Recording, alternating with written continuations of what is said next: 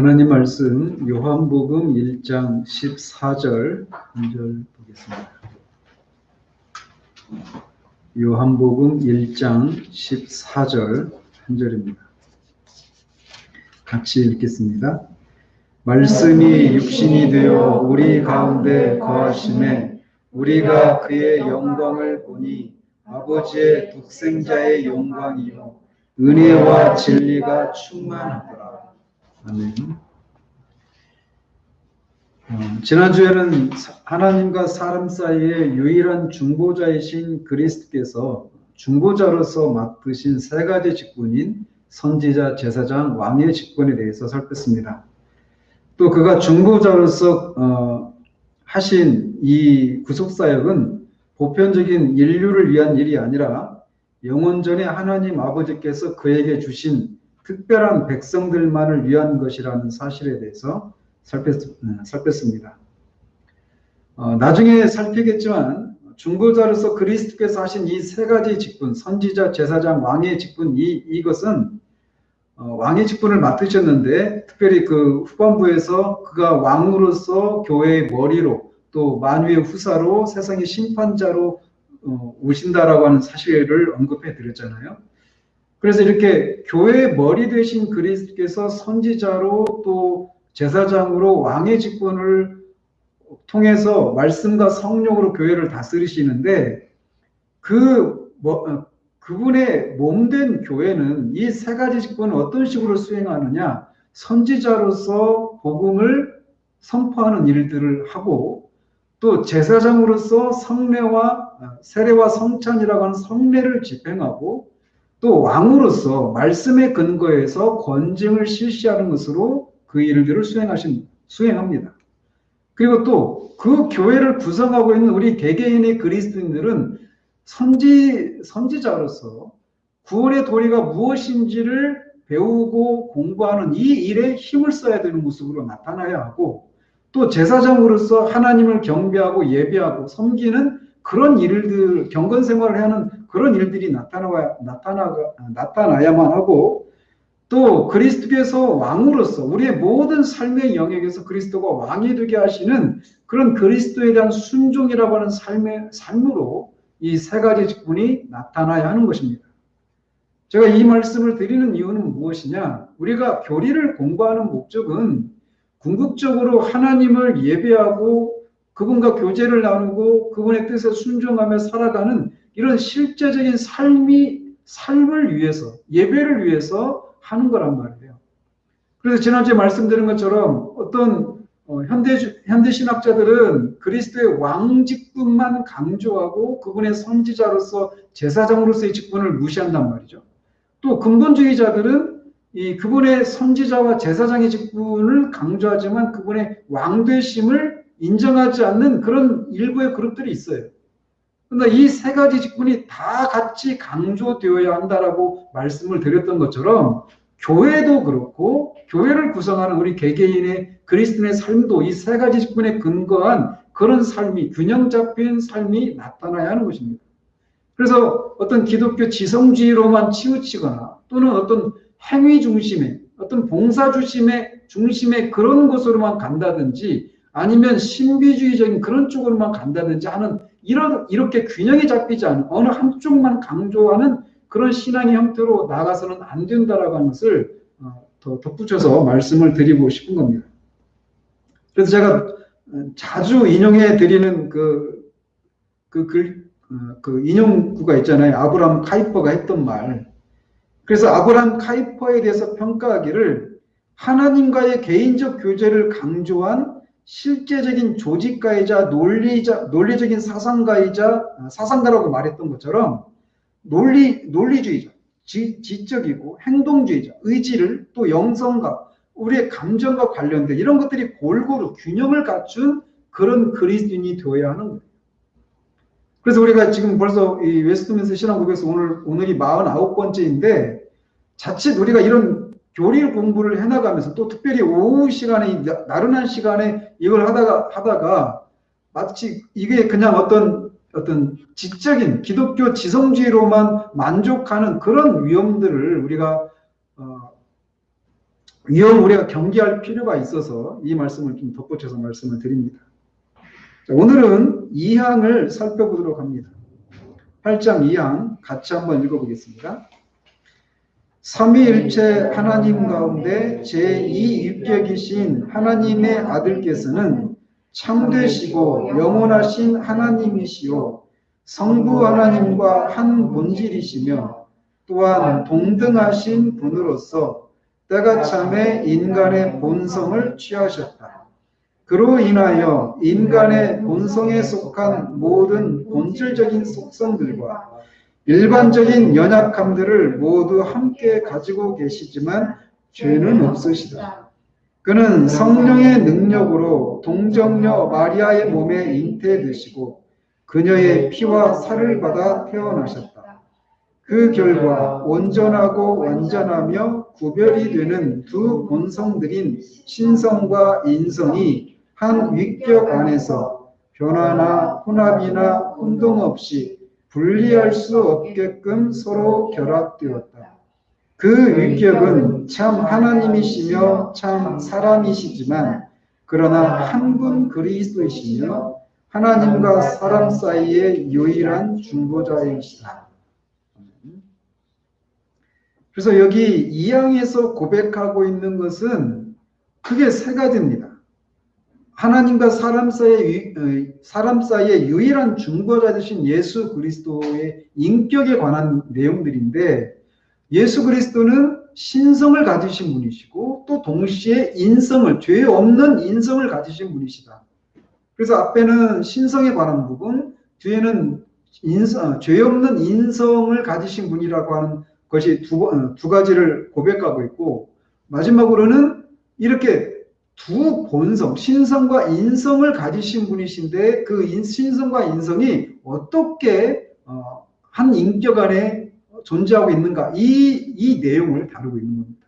그래서 이 항을 또 쉽게 말하면 소위 신인 교리를 다루고 있는 항이라고 말씀을 드릴 수 있어요. 먼저 예수 그리스도의 신성에 대해서 고백서는 삼위일체 하나님 가운데 제2유격이신 하나님의 아들께서는 참되시고 영원하신 하나님이시오 성부 하나님과 한 본질이시며 또한 동등하신 분이시다라고 고백합니다. 즉 하나님의 아들 성자 하나님께서는 삼위일체 하나님 가운데 제2위격이시다라고 고백합니다. 삼위일체 하나님에 대해서 우리가 앞에서도 살펴봤지만 삼위일체 하나님의 세 유격들, 즉 성부, 성자, 성령 하나님은 이렇게 구별된 인격체이십니다. 한 신성 안에서는 하나이시지만 위격에 있어서 구별이 있단 말이에요. 그리고 이 구별이 질서적인 측면에서 그런 또 사역에 있어서 구별이 있습니다. 먼저 질서적인 면에서 성부 하나님을 제1유격이라고 말을 하고 성자 하나님은 제2유격, 성령 하나님은 제3유격 이렇게 질서가 있습니다. 성자 하나님을 앞에 내세우거나 또 성령 하나님을 그 앞에 내세우거나 이러지 않고 1유격은 성부에게, 2유격은 성자에게, 3유격은 성령에게 돌린단 말이에요. 그래서 성부 하나님은 어느 존재에게도 기원하지 않는 스스로 계신 기원이 없으신 그런 분이신 반면에 성자 하나님은 성부에게서 출생하시고 성령 하나님은 성부와 성자로부터 발생하신다 이렇게 고백하죠. 그래서 가장 으뜸의 자리에 제1유격이신 성부 하나님을 제-으뜸의 자리에 놓으시고 그 다음에 성자, 그 다음에 성령 하나님을 놓으신단 말이에요. 이렇게 질서적인 측면에서 구별이 있습니다. 그리고 사역적인 측면에서도 성부 하나님은 그분의 존재 기원에 있어서도 아무런 기원을 갖지 않으신다라고 하는 측면에서 으뜸의 자리에 놓는 것처럼 사역에 있어서도 성부 하나님은 어느 누구에게 명령을 받으시거나 어떤 상의를 해서 하시는 것이 아니라 모든 사역의 근원이 그분에게서 기원해요. 그리고 성자는 성부 하나님의 보내심을 받아서 그 일을 하시고 성령 하나님은 성부와 성자로부터 보냄을 받아서 성자께서 하신 일들을 그의 백성들에게 적용하시는 일들을 하시죠. 이렇게 질서적인 면에서 순서가 있습니다. 또 사역적인 면에서도 기원하시는 분이 있고 그걸 실행하시는 분이 있고 그걸 적용하시는 분, 이렇게 구별이 있다라고 말을 해요. 그런데 이 말이 질서적인 면에서나 사역적인 면에서나 이런 구별이 있다. 그래서 으뜸의 자리를 돌리는 성부 하나님이 계신가 하면 이 두 번째로 또 세 번째로 이렇게 돌려지는 이런 구별이 있는데, 이 말이 성부와 성자 간의 신성에 있어서 어떤 능력과 신성의 영광에 있어서 차이가 있다라고 하는 것을 말하지 않는다라고 하는 것을 여기 고백서의 첫 번째로 그 얘기를 하고 있는 겁니다. 그래서 참되고 제2유격이신 하나님의 아들이 질서적인 측면에서는 또는 사역적인 측면에서는 성부 하나님 다음인 것처럼 그렇게 묘사를 하지만 그분의 신성에 있어서 차이가 있다고 말하지 않는다는 거예요. 그래서 참되고 영원하신 하나님이시다. 그분도 성부 하나님처럼 또 하나님 아버지와 한 본질에 있어서도 하나이시고 동등하시다라고 고백하고 있는 겁니다. 그런데 왜 이런 고백을 할 때는 그냥 아무런 뜬금없이 하는 얘기가 아니에요. 또 성경에 있다고 해서만 고백하는 게 아닙니다. 이런 고백을 해야 되는 배경이 있어요. 왜? 이 성경에서 이런 고백을 하고 있는데 이것을 부인하는 이단들이 있기 때문에 그 이단들의 가르침에 반박하려고 하는 그런 성격도 가지고 있는 거예요. 이런 진술 속에는. 그래서 어떤 이단들은 성자 하나님의 신성을 부인하지는 않는다고 하면서도 이 질서적인 면이나 사역적인 면에 있어서 성부와 성자 간의 그런 차이와 구별이 있는 것처럼 신성의 영광이 있어서도 차이가 있는 것처럼 주장하는 이단들이 있단 말이에요. 그러나 성자 하나님은 성부 하나님처럼 참되고 영원하신 하나님이시고 신성의 본질에 있어서나 또 본질도 하나이시고 동등하시다라고 고백합니다. 그래서 성경에 다 인용해 드릴 수 없을 정도로 많은 구절들 속에서 하나님의 아들을 성부 하나님 아버지의 이름으로 일컫는 구절이 많아요. 성부 하나님께만 돌려지는 호칭을 성자 하나님께도 돌리는 그런 구절들이 굉장히 많다라는 거죠. 그리고 하나님 아버지의 속성을 성자 하나님의 속성으로 돌리는 구절들도 있고, 또 하나님께서 하신 일들을 성자 하나님이신 그리스도께서 하신 일로 돌려지는 그런 구절들도 많이 있습니다. 그래서 그리스도께서 하나님께 드리는 경배를 받으신다라고 하는 그런 구절들이 굉장히 많이 존재하고 있다는 거죠. 이런 성경의 증거들이 아들 하나님께서 아버지 하나님과 신적인 본질이 하나이고 동등하다라고 하는 것을 말해주는 그런 구절들이라고 할 수 있어요. 그런데 이제 왜 이단들이 나오느냐? 성자 하나님의 신성을 부인하지는 않지만 왜 성부 하나님과 그 신적인 본질에 있어서 하나가 아니거나 또는 열등한 그런 존재라고 생각을 하느냐, 그런 주장들이 나오느냐, 그런 이단들이 오해하는 그런 구절들이 있습니다. 예를 들면 사도행전 2장 36절 한번 찾아보십시오. 사도행전 2장 36절.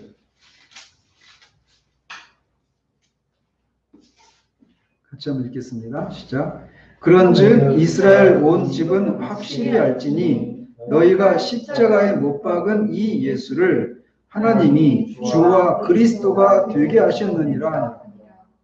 이 말씀을 언뜻 들으면 예수님이 전에는 주와 그리스도가 아니었는데 부활하시고 나서 하나님이 이제 비로소 예수님을 주와 그리스도가 되게 하셨다. 이렇게 생각되게 하는 구절이란 말이에요.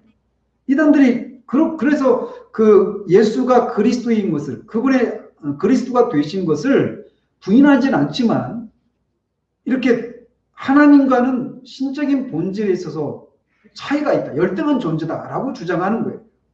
근데 여기서 말하는 이것은 이런 거를 소위 무슨 기독론이라고 하죠? 상승 기독론이다 이렇게 불러요. 그런데 그러니까 그리스도가 아니었는데 그리스도가 되었다는 존재가 그 신분이 상승이 되어서 근데 그런 걸 말해주고 있는 구절처럼 보이잖아요. 언뜻 보면. 근데 그렇지 않다라는 겁니다. 여기서 말하는 것은 예수님이 부활하신 이후에야 비로소 신적인 본질에 있어서 하나님의 지위에 이르렀다. 이렇게 말하는 구절이 아니라는 거예요. 예수님은 히브리서나 요한복음 이런 구절들에서 예수님은 모든 세계를 지으신 분이고 그 자신이 하나님이시라고 고백합니다. 그럼 이 구절이 뭘 말하느냐? 이 말씀은 구속사적인 경륜이라고 하는 차원에서 이 구절을 해석을 해야 되는 거예요. 그래서 이제 부활하신 그리스도는 고난의 그리스도가 아니라 영광의 그리스도가 되셨다라고 하는 교훈을 말해주고 있는 구절입니다. 그래서 이렇게 마치 그리스도가 승기했다라고 하잖아요. 이 승기하게 된 이것은 그분이 그리스도가 아니었는데 그리스도로 이렇게 신적인 본질을 가진 그리스도로 높아지셨다 이런 의미가 아니라 그리스도가 낮아지셨던 그리스도가 이제 높아지셨다 이렇게 이해를 해야 된다는 거죠.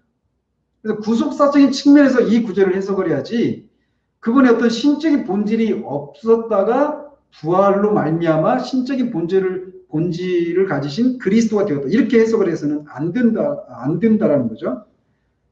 그리고 또 이단들이 많이 이제 그리스도가 신성을 가지신 원래부터 가지신 분이시다라고 하는 것을 부인하는 또 다른 구절이 있다라면 골로새서 1장 15절에 거기 보면 이런 표현이 나와요. 피조물보다 먼저 나시니 이런 표현이 있습니다. 그래서 모든 피조물보다 먼저 나시니 이렇게 해서 어떤 지음을 받은 피조물은 영원한 존재가 아니죠.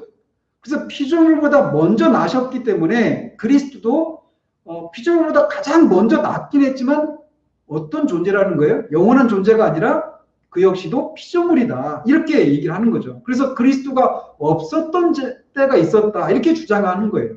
이 구절을. 근데 여기서 말하는 이 구절은 예수님이 그리스도가 만들어진 피조물 가운데서 가장 먼저 만들어진 존재 이런 의미가 아닌 거예요. 만약 그런 것을 의미한다면 그것을 가리키는 그 헬라어는 이런 용어가 쓰여졌어야만 합니다. 프로토크티스토스 이런 용어가 쓰여졌어야 되는 거예요. 근데 그 구절은 그 용어가 쓰여져 있지 않아요. 그럼 어떻게 되어 있느냐? 이 구절이 프로토토커스라고 하는 단어로 되어 있어요. 헬라어로. 이건 뭐냐면 이 피조물보다 먼저 나신 이라고 하는 표현이 이 먼저 나신 이라고 하는 것이 이 만물의 시작이시고 근원이신 분으로서의 권세를 표현하기 위한 그런 용어예요. 이 용어가.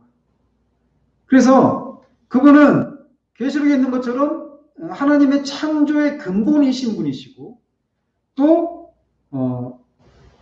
모든 만물의 창조자이시다라고 하는 그런 구절을 그런 표현을 쓰고 있단 말이죠. 그래서 이 첫 번째로 말하고 있는 것은 그리스도가 하나님과 사람 사이의 유일한 중보자이신 예수 그리스도는 신성을 가지신 분이시다라고 하는 것을 말해주는 거예요. 원래부터 가지신 분이라는 거죠. 그리고 두 번째에서 고백하고 있는 것은 그리스도의 인성에 관한 것입니다. 그래서 그리스도께서 인성을 가지신 분이신데 그것에 대해 이렇게 고백하고 있어요. 인간의 본성을 취하셨으며 그로 인하여 인간의 본성에 속한 모든 본질적인 속성들과 일반적인 연약함들을 모두 함께 가지고 계시다라고 진술합니다. 그래서 그리스도께서 인간의 본질이 뭐죠? 몸과 영혼이죠. 그래서 인간의 본질인 몸과 영혼을 가지고 계시고 그런 몸과 영혼을 가진 그런 본질에 따른 그런 속성들도 가지고 계시다라고 고백하고 있습니다. 몸과 영혼과 관련된 속성들을 가지고 계시고 그 몸과 영혼에 따른 연약성도 가지고 계시다라고 고백합니다. 그래서 그리스도는 완전한 인성, 참된 인성을 가지신 분이시다라고 진술하고 있는 거예요. 이 고백 역시도 신성과 관련된 고백을 그런 문장을 사용해서 고백하고 있는 이유와 똑같은 이유를 가지고 있습니다. 뭐냐면 역시 그리스도의 인성과 관련해서도 이단들이 존재했고 지금도 존재해 왔었기 때문에 그래요. 초창기 이단은 뭐였냐면 가연설주의자들이었습니다. 그래서 그리스도의 신성만을 강조하다 보니까 이 지상에 오신 그리스도의 역사적인 그런 몸과 영혼을 가지신 그런 그리스도를 부인하고 너희들이 봤던 것은 그냥 화면일 뿐이지 실제 몸을 입은 건 아니다라고 주장하는 사람들이 있었습니다. 그런 사람들을 가연설주의자들이라고 말을 해요. 영지주의자들도 그런 것을 주장했던 거죠. 그래서 요한일서에서 뭐라고 합니까?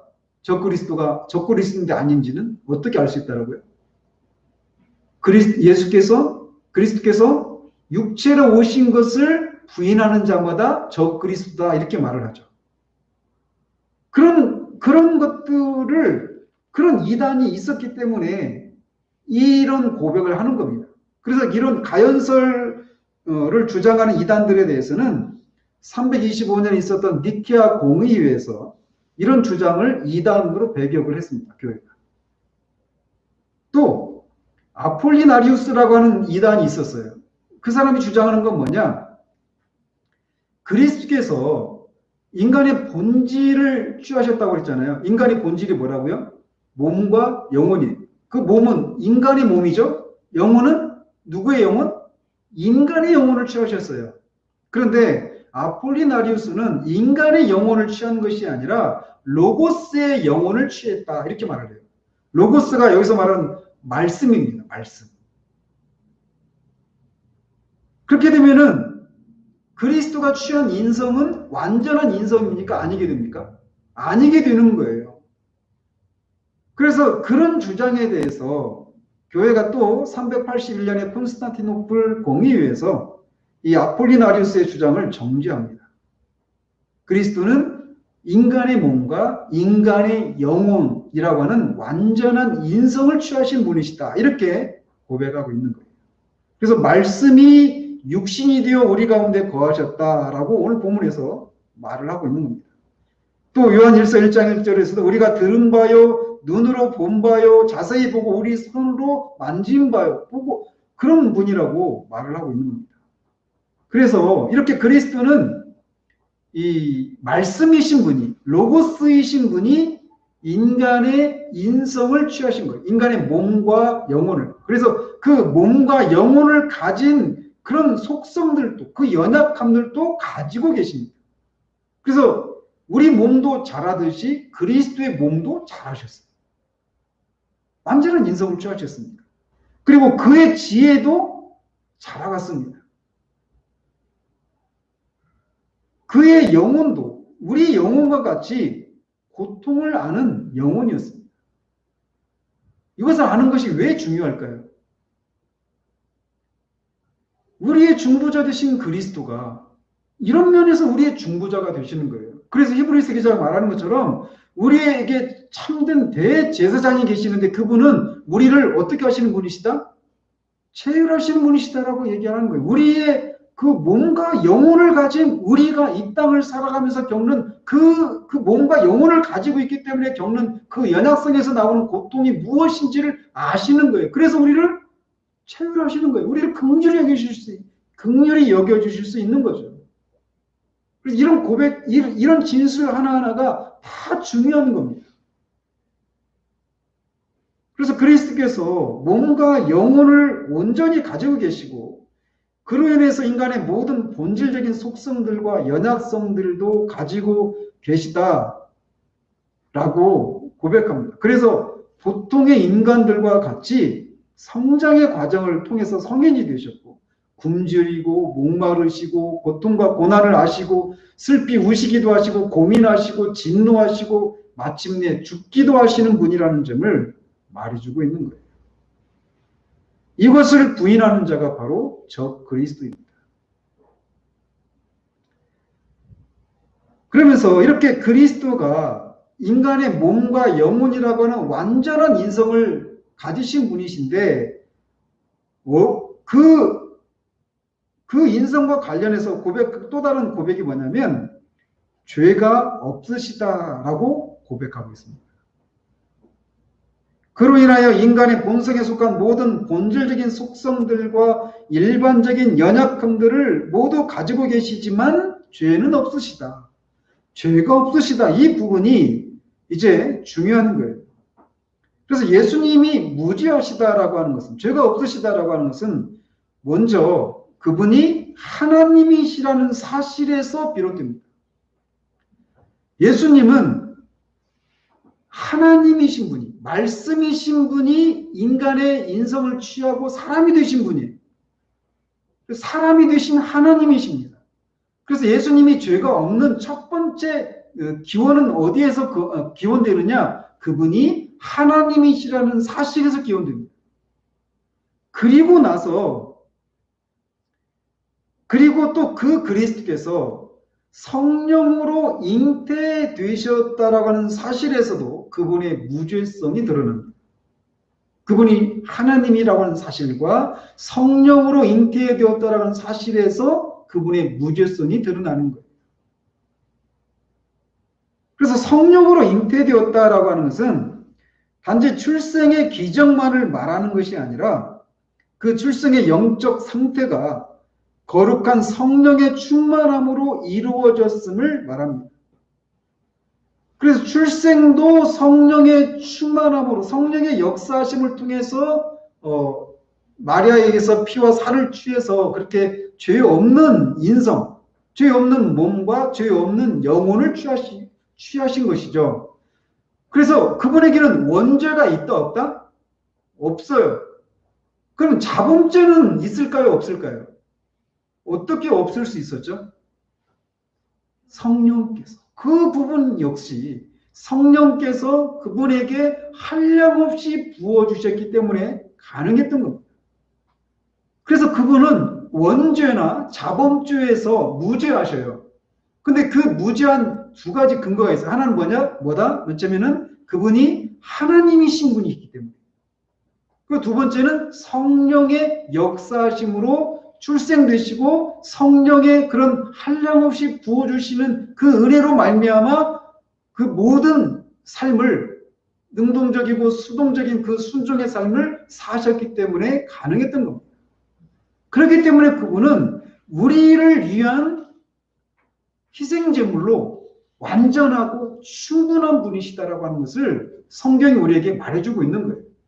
자, 여러분이 구원받은 하나님의 자녀라고 하는 사실들을 어떤 사실에서 어떤 것에 근거해서 그것을 믿습니까? 내가 구원받은 사람이다라고 하는 것을 확인하려고 할 때 우리에게서 나타나는 성령의 성화의 열매의 근거에서 내가 구원받은 사람이다라고 하는 것을 알려고 할 때마다 그것이 있는 것 같을 때는 내가 구원받은 사람이라고 생각하기가 쉽고 그것이 없을 때는 내가 구원받지 못한 사람인 것처럼 생각하기가 쉬워요. 그래서 종교개혁자들이나 청교도들은 항상 우리의 구원의 근거를 성화에서 찾은 것이 아니라 어디에서 찾았을까요? 칭의에서 찾았어요. 칭의에서 찾았는데 그 칭의에서 우리의 구원의 근거를 확인하려고 했는데 그 이유가 무엇이냐? 왜 그러느냐? 우리를 위한 희생제물이신 이 중보자 되신 예수 그리스도가 완전한 신성을 가지신 분이시고 완전한 인성을 가지신 분이시라고 하는 그 사실에서 근거합니다. 그런 분이시기 때문에, 인격적으로 그런 분이시기 때문에 그분이 하신 일이 우리를 구원하기, 우리를 의롭다 하기에 충분하고 완전하기 때문에 그래요. 그리고 그 요력이 영원해요. 영원하시니까. 2000년 전에 일어난 일인데도 2000년 후에 우리에게도 그 효력이 여전히 미치는 이유가 바로 거기에 있는 거예요. 그래서 계획자들이나 이 청교도들은 항상 우리 구원의 그 확신의 근거를 우리의 성화가 아니라 칭의에서 찾았던 거예요. 근데 그것이 칭의에서 우리 구원의 확신의 근거를 찾았던 이유는 이렇게 하나님과 사람 사이의 유일한 중보자 되신 그리스도가 어떤 분이신가라고 하는 성경적인 근거를 붙들고 그 칭의 교리에서 우리의 구원의 근거를 우리의 구원의 확신을 거기서 찾았던 겁니다.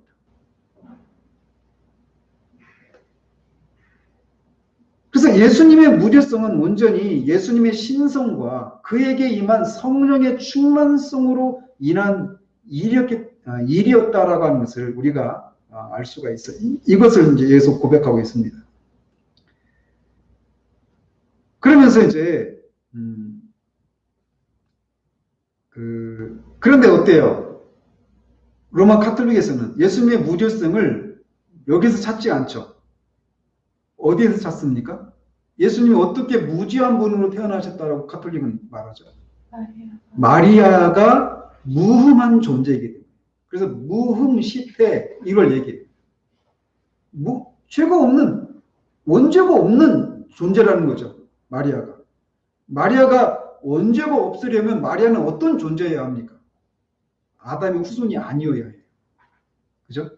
그러니까 그 마리아가 인성을 가진 존재라면 아담의 후손이 아니어야만 해요. 근데 마리아는 아담의 후손이잖아요. 그래서 예수님의 무죄성을 카톨릭에서는 마리아의 무흠수태설에서 찾는데 그건 잘못된 것이라는 거죠. 그래서 예수님의 신성과 그분에게 임한 성령의 충만성에서 예수님의 무죄성을 찾게 되는 겁니다.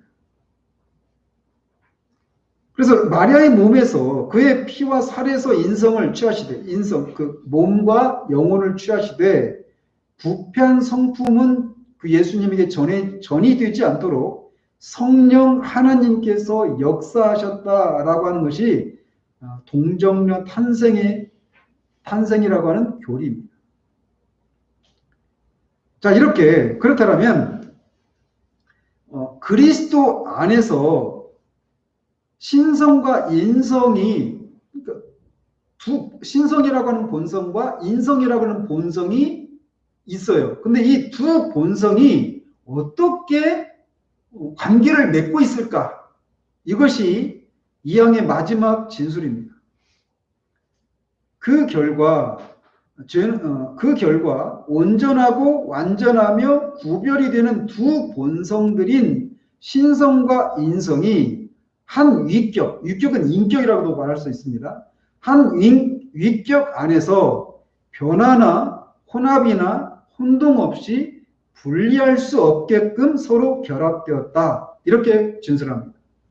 여기서 이 표현 하나하나가 다 이 표현이 나오게 된 배경도 앞에서 말한 신성과 인성에 대해서 그런 표현을 할 수밖에 없었던 그 배경이 이단에 있었다라고 했잖아요.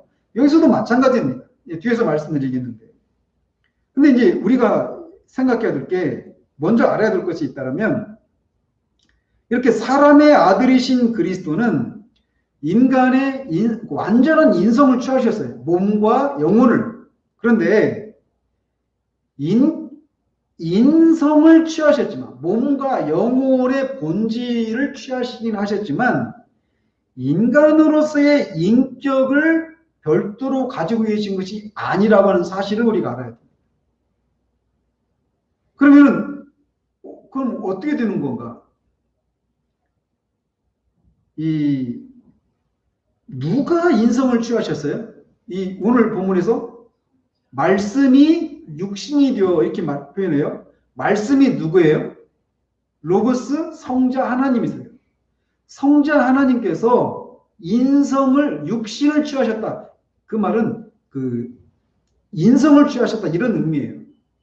즉, 이 성자 하나님이라고 하는 인격이 있잖아요. 성자 하나님이라고 하는 위격이 계시잖아요. 제2 위격이신 성자 하나님께서 사람이라고 하는 인격을 취하신 것이 아니에요. 그래서 두 인격, 신격과 인격을 가지고 있죠. 신격, 신유격이시니까 거기는 뭐가 있어요? 신적인 본성이 있죠. 신성을 가지신 그 성자 하나님께서 이 인격, 사람의 인격을 가진 그 인격을 취하셔서 두 인격, 두 본성을 취한 그런 존재가 아니라 유격은 한 유격만 있는 거예요. 한 유격. 그 유격이 누구예요? 성자 하나님, 말씀, 로고스 이분이에요. 그분이 인격이 없는 인성을 취하신 겁니다. 조금 어려운 표현이죠. 그래서 무위격적 인성을 취하셨다 이렇게 표현해요. 또는 무인격적 인성을 취하셨다 이렇게 표현하기도 합니다. 그래서 그리스도라고 하는 한 인격 안에 신성과 본성이라고 하는 두 본성이 있는 거예요. 그걸 좀 어렵게 일위이격 이렇게 표현합니다. 유격이 하나이시고 성자 하나님이라고 하는 유격 안에 신성과 인성이라고 하는 두 본성이 있다 이렇게 표현하는 거예요. 일위이격 이렇게 표현하는 겁니다.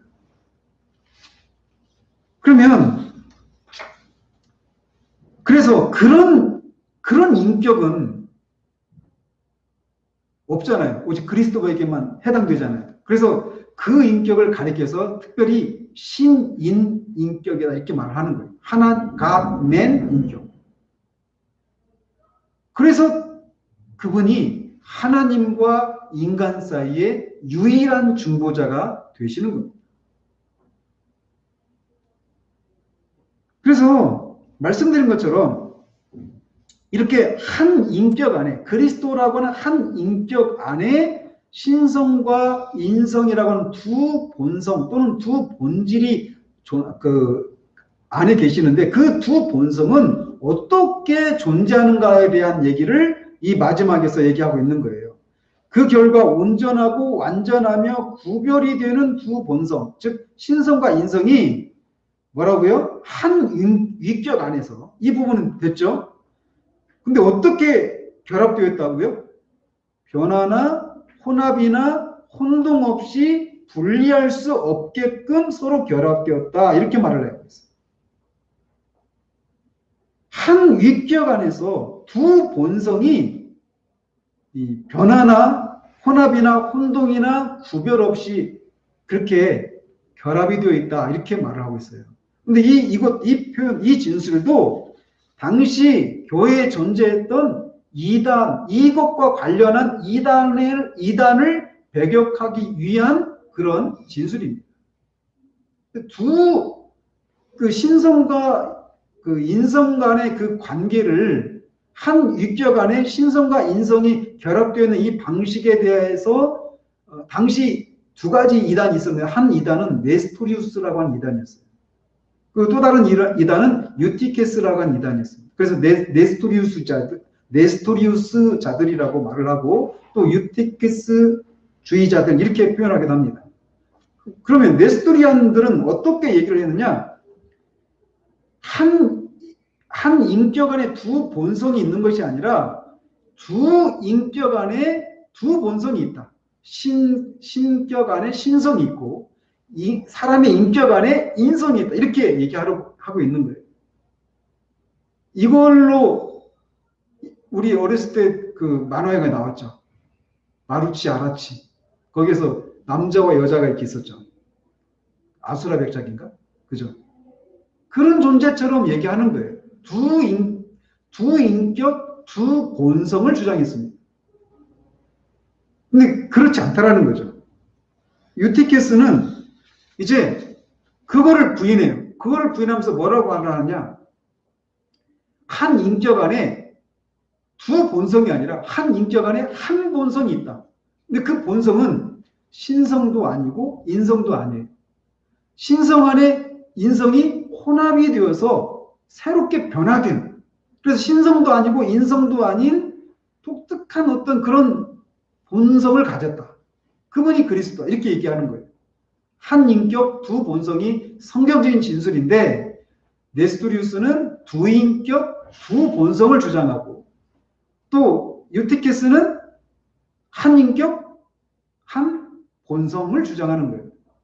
그래서 그거를 이제 각각 이제 그 교회 공의회에서 그거를 이단으로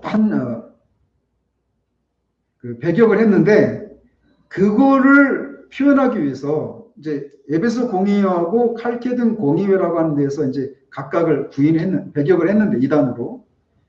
그래서 네스토리안주의를 비판하기 위한 이 고백서의 표현이 어떤 것들이 있을까요? 여러분들이 이해를 하셨다면 이제 어떤 것은 이 네스토리안주의를 배격하기 위한 표현인지를 한번 맞춰보시기 바래요. 자, 온전하고 완전하며 구별이 되는 두 본성들인 신성과 인성이 한 인격 안에서 이 표현은 어떤 이단을 배격하기 위한 표현인가요? 네스토리안을 배격하기 위한 표현이에요. 그리고 분리할 수 없게끔 이 표현은 어떤 이단을 배격하기 위한 표현일까요? 분리할 수 없다. 이것도 어때요? 네스토리우스를 배격하기 위한 표현입니다. 네스토리우스는 신성과 인성이 분리되어 있는 거예요. 두 인격 안에 두 본성이 각각 있는 거예요. 분리되어 있는 것으로 표현한단 말이에요. 근데 그거를 배격하기 위해서 이렇게 표현하고 있는 거예요. 그리고 유티키안주의를 비판하면서 변화나 혼합이나 혼동 없이 이렇게 말하고 있는 거예요. 인성이 신성 안에 혼합이 되어서 변화가 일어나고 혼동이 생겨버린 그런 방식으로 한 인격 안에 그 신성과 인성이 결합되어 있는 것이 아니다라고 하는 것을 말해주고 있는 거죠. 이런 표현을 통해서. 그래서 이 표현 하나하나가 다 의미가 있는 거예요.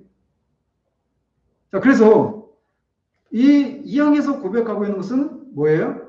먼저는 하나님과 사람 사이의 유일한 중보자 되신 그리스도는 신성을 가지신 분이시다.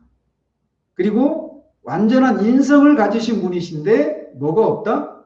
죄가 없다. 이걸 얘기해요. 그러면 이 그리스도가 이 신성과 인성을 가지신 분이신데 신성과 인성을 가지셨을 때 그 두 본성 사이는 어떻게 결합이 됐는가라고 할 때 뭘 고백하고 있어요? 두 인격 안에? 아니죠. 한 인격 안에 두 본성이 결합되어 있는데 어떻게 결합되어 있다? 변화도 없고 또 혼합도 없고 혼동 없이 분리할 수 없게끔 결합되어 있다. 이렇게 말을 하고 있던 거예요. 그러면서 결론적으로 이것이 왜 중요하다? 그리스도가 이런 분이시기 때문에 하나님과 사람 사이의 유일한 중보자 되신 그리스도가 이런 분이시기 때문에 그야말로 하나님과 사람 사이의 유일한 중보자이신 거예요. 그분만이 신인이신 것입니다. 그래서 우리의 중보자가 되실 수 있는 거예요. 그러니까 우리가 그분 외에 하나님과의 관계를 회복할 수 있는 길이 없다라는 거죠. 왜냐하면 그분만이 유일한 중보자의 자격을 가지신 분이시니까. 그리고 그런 자격을 가지신 분이 하신 일의 근거에서만 그 일이 그래서 완전하고 충분한 거예요. 그래서 우리가 예수를 믿음으로만 하나님 앞에 의롭다함을 받을 수 있어요. 그리고 그로 인해서 그분이 하신 일들이 영원한 효력을 가지고 있다는 거죠. 우리의 상태에 의해서 우리의 구원의 여부가 결정된다면 우리는 수시로 우리의 구원 잃었다가 다시 회복했다 이런 일을 반복하겠지만 우리의 구원의 근거가 바로 이런 중보자의 사역에 근거하기 때문에 변함이 없는 거예요. 그분의 영단번에 드려진 그 희생 제사를 통해서 우리가 하나님 앞에 완전히 영원히 받아들여지게 된 겁니다. 우리의 구원이 거기에 있어요. 이런 중보자를 찬양드립니다. 기도하겠습니다. 하나님 아버지, 우리가 예수 그리스도에 대해서 많이 얘기를 하지만 얼마나 자주 이렇게 신앙 고백사가 고백하고 있는 것처럼 그분이 신성이 있어서 하나님 아버지와 한 본질이시고 동등하시다고 하는 사실들, 또 그분이 신성을 가지신 분이시기 때문에 하나님이시기 때문에 또 그분에게 성령의 충만하신 역사하심이 출생과 그의 모든 사역 내내 성령의 역사하심이 있었기 때문에 무죄하신 그런 분이시라는 사실들을 그런 상상 방식으로 우리가 알지 못하는 경우들이 얼마나 많이 있는지요. 그리고 그렇게 죄 없는 인성을 가지신 분이 한 인격 안에서 변화나 혼합이나 혼동 없이 분리되지 않는 방식으로 한 인격 안에 결합이 되고 있어서 사람과 하나님 사이의 유일한 중보자, 완전한 중보자가 되신다라고 하는 이 사실들을 우리가 늘 붙들고 기억할 수 있는 은혜를 허락해 주시옵소서. 그분에게서만 우리의 구원의 근거를 찾을 수 있고 그분 안에서만 우리가 정말 이 땅을 지나면서 인성을 가지고 있는 존재들이기 때문에 겪는 그 수많은 곤고함과 고난과 슬픔과 눈물을 그분도 죄 없으시지만 완전한 인성을 취하신 분으로서 우리가 겪는 그 모든 것들을 아시고 체류하실 수 있는 분이시기 때문에 언제라도 그 어떤 것으로라도 그분께 나아갈 수 있는 그런 권리가 우리에게 주어졌다는 사실들을 인하여서 우리가 혼자서 동떨어져 있는 존재가 아닌 것을 우리의 삶 가운데에서 늘 경험하며 그분과의 그런 충분한 교제 가운데 그 실제들을 늘 누리며 살아가는 우리들 될 수 있도록 도우시기를 원합니다. 그런 중보자를 보내신 하나님을 찬양드리오며 우리 주 예수 그리스도 이름으로 기도합니다. 아멘.